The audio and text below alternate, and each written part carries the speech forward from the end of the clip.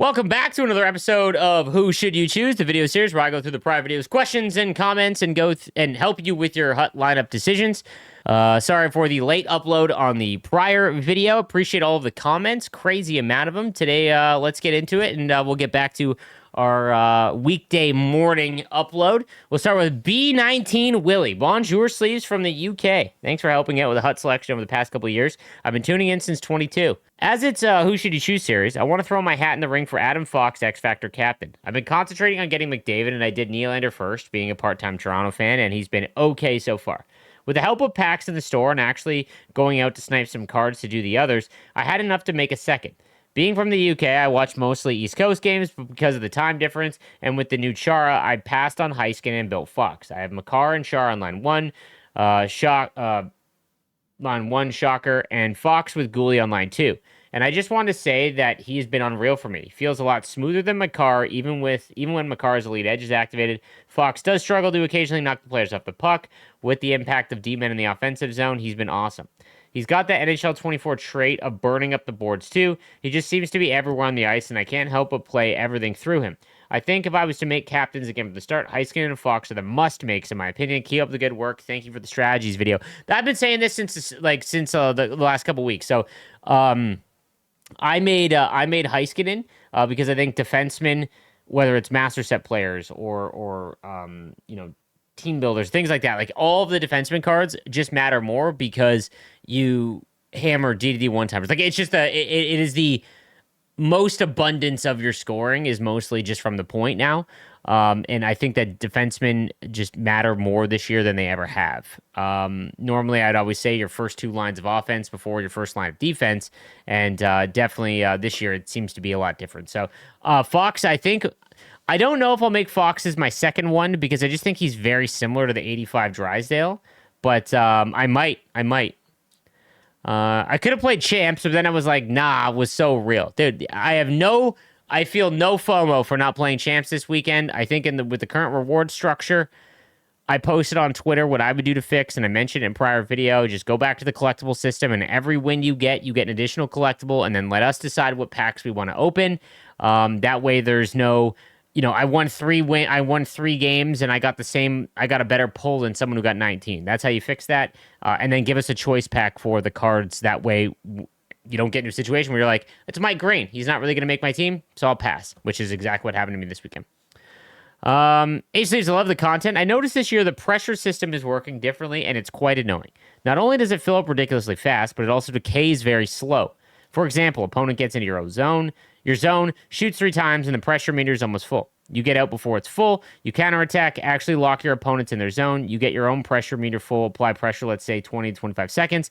They get out, counterattack, enter your zone, shoot once, and now their pressure meter is full. That makes no sense to me. At least last year, you had to work in order to get the pressure system to trigger. Now you change your fourth line to your first. Opponent enters your zone on counterattack, shoots one on net, and now your first line is cooked. Even if you get out of the zone quickly and break the pressure in your zone, I guess this was more of a comment than a question. So, something that I've noticed is that D2D one-timers, when you get a green beam, it gives you half the bar. That's the big issue, I think, is that you're getting a big boost whenever you get a D2D one-timer or just a one-timer in general. I think they almost went too far in removing it at the end of last year. They patched it a million times, and I think this is how the one-timers are going to work this year as well. They gave you the ultimate, way too high to one side when the game came out, and then worked backwards, which I think is kind of the correct way to do it because things get figured out. If this is the max it'll ever be, they can work backwards as opposed to trying to go oop, too far, not enough, too far, not enough.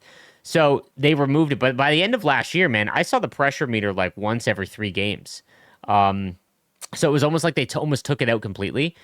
Not that I think it's a great feature, but it seems odd that they put all this dev time into a feature that's just not in there. So they definitely need to look at adjusting the pressure meter, especially with how the D2D one-timers are giving a big boost to it, for sure. Slaves, I just finished my Champs run, and I finished top 100, so I'll be getting that 85 Mike Green. But I'm starting to think I should have just stopped at 15 to get all the packs. Next week, should I just stop at 15, or should I keep going to the guaranteed 85 overall card? This is what I would say, guys.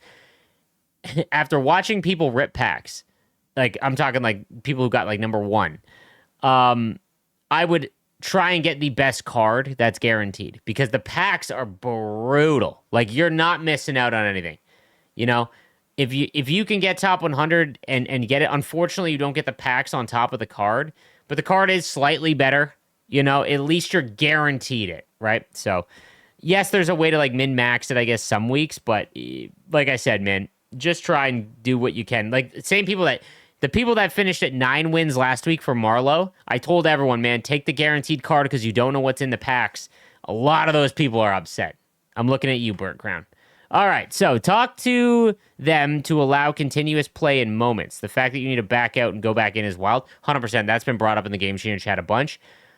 I don't know if it's like a tech issue in like they would have to figure out a way for their menu system to pop up because like they figured out a way to put your lineup in between Rivals games, which is great. Underrated. They didn't even mention it, but like when you go to play next Rivals games, it'll actually let you edit your lineup. And I don't see why they wouldn't just give you the moments list. That they definitely should. Hey, Slaves, do you think there's going to be a trading set for packs with leftover fantasy collectibles? 100%. Last year, this is what happened. When there was an event, when event was actually, you know what? No, the cover athlete event wasn't a power up card.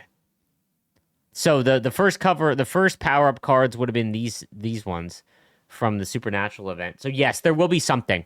There will be something. It won't be good, so I wouldn't make a bunch with the thought of like, oh, I'll get some packs here. So, Capital says, "Hey slaves, I like to think that I'm elite at this game. I was ranked 10 first champs week. Well, yep, okay, very good. I thought I wouldn't learn anything from your strategies video. I was incredibly wrong. Offense in this game is so much harder, and you, sir, are a saint for helping me people learn to score. Defensively, the best advice I always give is to make your first step towards your own net, prevents odd man rushes. Gentlemen, go watch that video. It will make you a better player. Also, important reminder, you will likely get worse before you get better. That's the nature of adjusting your gameplay. P.S. slaves, I did my profile on a guy from the school soccer team. It's going to be electric. Oh, everything turned out good. Yeah, I appreciate that, man. And I appreciate the kind words. If anyone hasn't, if you're looking to struggle a little bit, go check out my strategies video. I spent the most amount of time I ever have on that video. So, Anthony says, "Hey slaves, I still have my pre-order points. I was wondering which pack I should spend them on."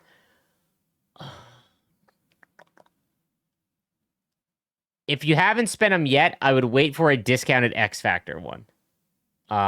Because you don't have enough to get the. I would recommend to do the BND fantasy one, but that's like 8,000 points. Do not buy more points. So you can't do that one. Wait for another discounted X Factor one. If you watch my content, I'll tell you which one.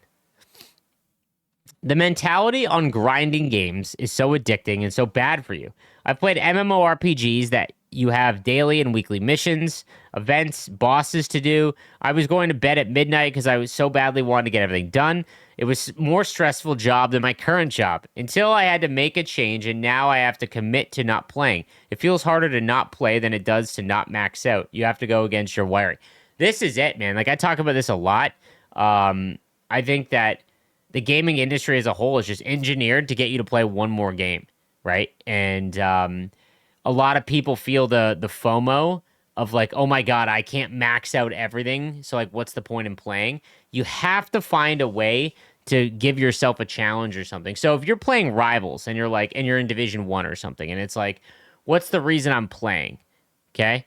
Be like, I'm going to use an all base card team and see if I can keep winning games or something. Use only players you like, things like that. Like it's you have to find a challenge because the game doesn't offer you one creatively when you're like that. But man, just not playing when you want to slam your fist against your desk, chair, your controller, it's so difficult because that's the time where you're like, I got to play one more. I can't end on that, right? And I've been there.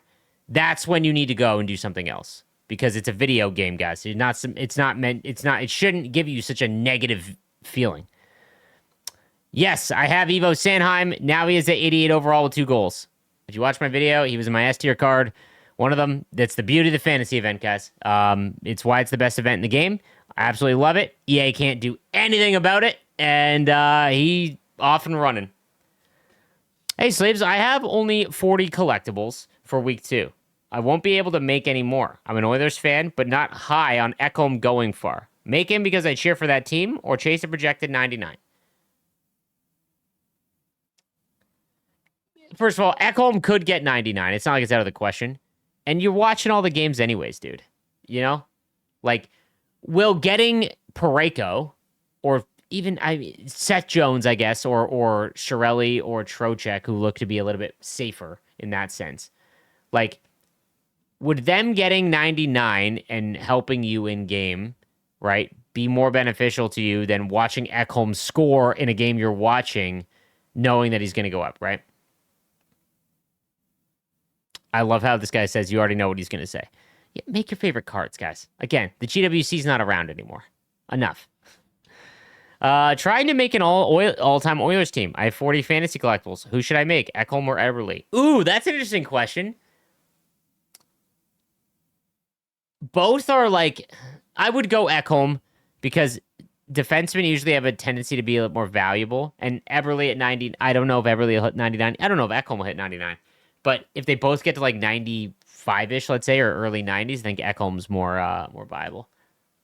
Hey, Slaves, first of all, love the vids. Perfect background while grinding objectives. Secondly, I started late this year, and I don't have that big of a collection, so I made the 16 collectible B&D set. I've gotten all of the free collectibles for week 2. Should I use the rest of my collection and most of my coins to make one of the 40 collectible sets this week, or use my collection to make some of the supernatural players, such as Chara, Carlson, or Draisaitl? Anyways, thanks for if you read this, keep up the good work. So, I would try and get a, I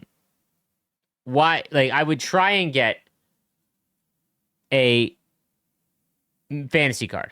Again, the Sanheim is a perfect example. He's at 88 ever now, and everyone's like, man, what a regret. I don't have him. In terms of the supernatural cards, all you've got to do is make them at 80 overall, and you get one for free. Make them at 80 overall if you want multiple, right? But I probably wouldn't. I would go fantasy. Sleeves, longtime listener, first-time commenter, was just thinking the other day about when every other question in Who Should You Choose said no money spent besides the X amount of money spent at launch, Christmas, etc. It got me curious if that meme just died or if your NAD series turned the majority of the listeners into no money spent players. I would like to think it's because everyone is now doing no money spent. But that was a time. That was my favorite. The original comment was so good. It was just some nice guy being like, yeah, no money spent except for the $200 I spent at launch, and he was dead serious. And that was an old one, though. Slaves on no money spent. I've got 550,000 coins. Wonder if I should drain my balance to get fantasy Shirelli, Trocheck, or go for Crosby's milestone. I try to go for my favorite players generally, but I know the fantasy event is so good and fun. Thanks for loving the videos. I would shoot your shot on fantasy because the next event is like nicknames or whatever. And I feel like Sid the Kid, like he's probably going to get one there, right? There will be a better Crosby card than the milestone one eventually, right? 1901 is exactly what I'm talking about, man. There's beauty in not feeling like you have to chase cards or objectives all the time. I've enjoyed NHL 25 the most because I'm playing less, but playing how I want to play. There is no incentive to play 100 hours a week because the rewards are even less across the board. Because of that, I've had more time to make my own way to play the game and enjoy it like the video game it is. And better yet, if I'm burnt out or I just want something else to do on the weekend, I can just skip Hut Champs.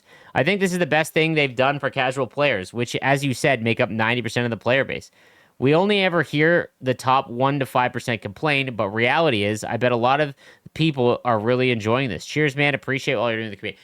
This is 100% like something that like is not stated by enough creators, in my opinion, is that the loud majority represents the extremely small portion of the player base. And the reason why is because the casuals, they are a casual player. They don't feel the need to have to go and rant on social media or comments or anything like that. They just hop on, play, and then they get off, right? And yeah, like I think that too often when it comes to like ideas and things like that about the game being awful, we think in the lens of like competitively at the top end, and we don't think enough of the normal player base. And without the normal player base, we wouldn't have a game. So that's why I always tend to think with the lens of them. There are things that need to be fixed. Like I said, Hut Champs is easily fixable with the collectible system.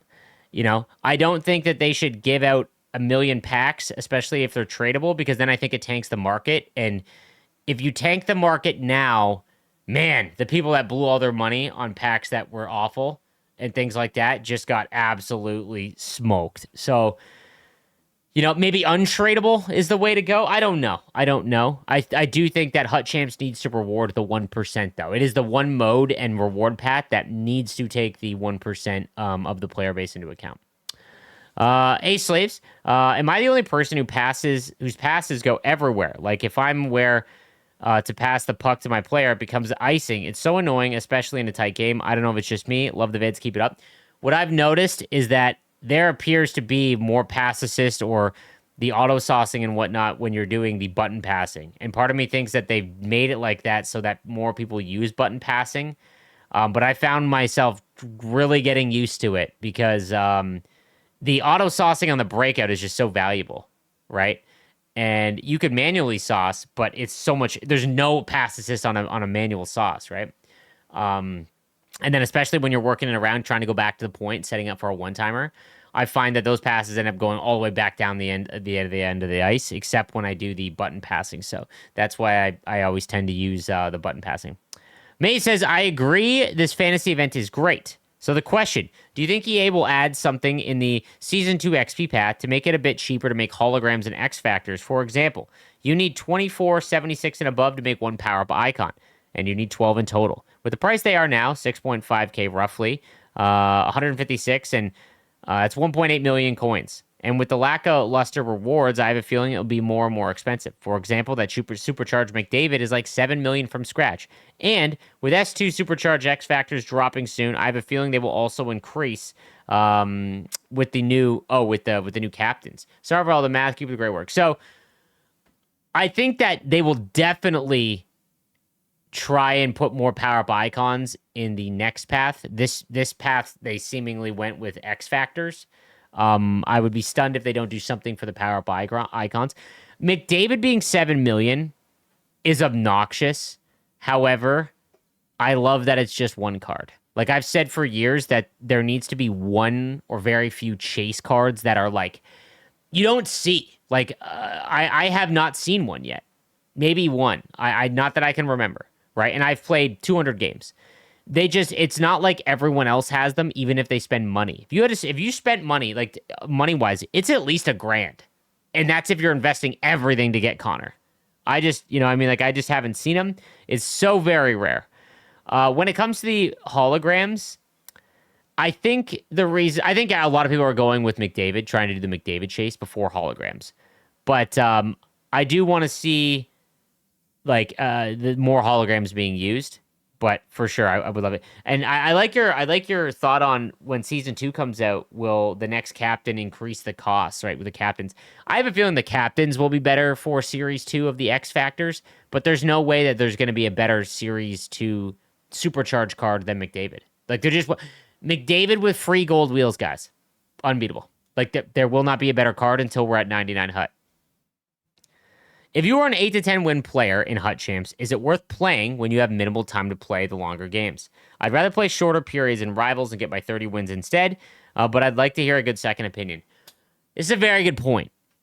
I think the only way I'd recommend it, so I'm assuming you're like in Division 3, maybe Division 4. If you know that you can't guarantee 10 wins, like, again, I'm not a great player. I average 12 to 14 wins every single week. I'll sprinkle in a 15-win run every once in a while. I know that I can get 10 wins. You know what I mean? So I know that if I put my time in, I'll get this card no matter what. In your situation where it's not guaranteed, I would only do it if the card is like, I got to have that card. So, for example, Marleau I would have done because Marleau's card has been fantastic. I don't know about for everyone else, but I've seen nothing but great reviews on it, and myself using him has been awesome. I can already tell you that Mike Green's card looks fun, but he has 79 defensive awareness. Like, you're never going to intercept a pass. Not that many people can anyways, especially on cross creases, things like that. Like, there's so many other right-handed winger or right-handed defenseman options, especially now with the fantasy event and Carlson and Makar, right? So I would have skipped. So in your situation, I would skip Hut Champs. And if you have limited time, even playing squad battles, if you don't hate it, like, you can pause it, right? Like, that's the benefit of squad battles. If you gotta, you're watching your kid, right? And they're doing whatever, and you can pause it, like that kind of thing. So Yo, Sleeves, having some unfortunate life events keep me from being able to enjoy the grind during the best event. First of all, I hope your everything's all right. I'm gonna make Draisaitl as he's my favorite player, but also know how valuable that Char is. We'll have to upgrade with coins in the upcoming weeks. What are some good ways to farm coins for us who can't play more than 5 hours a week? So the best way to guaranteed coins is that weekly objective path. The weekly objective path, guys, is what Rivals or Squad Battle Rewards was. So you get a guaranteed 32,000 coins, and if you sold everything that you packed in the weekly packs, you could probably make another 100,000 at least, given the state of the market, right? So that's where I would spend my time. Again, I would do squad battles if you really need to, and then play Rivals when you've got time. But whatever way to get that reward, that's where I would put all of my focus is that objective path. But that is going to do it for this episode of Who Should You Choose? I hope this helps out, and thanks again for everyone that's watched. I'll see you tomorrow morning. Be sure to check out Fantasy Week 2's rankings. That video is up as well. You guys have a good one.